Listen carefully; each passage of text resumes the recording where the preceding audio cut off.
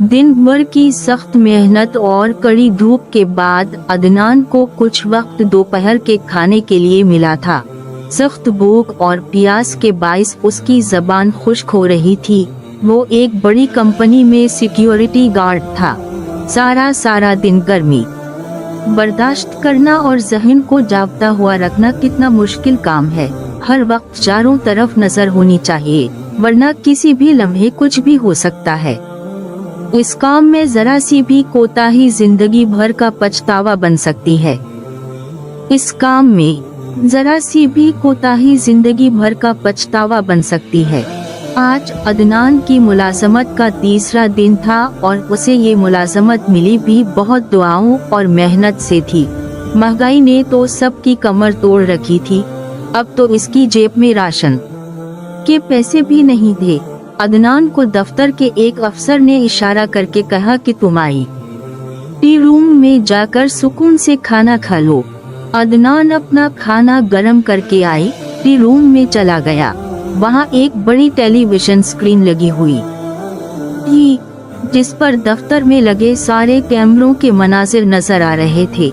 ये इन मनाजिर को देख रहा था और साथ ही घर से लाए हुए चने की दाल से लुत्फ अंदोज हो रहा था। एकदम से नवाला इसके मुंह में जाते जाते रुक गया और उसका उठा हुआ हाथ हुआ में सौकत हो गया।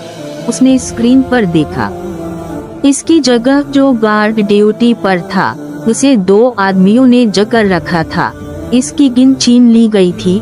अदनान ने फौरन अलार्म का बटन दबा दिया और अपनी गिन संभाल कर कमरे से बाहर निकला।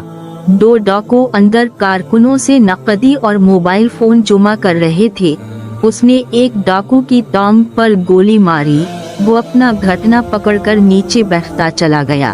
दूसरा डाकू अदनान की तरफ मुड़ा ही था कि एक कारकुन ने उसकी टांग में अपनी टांग उड़ा दी।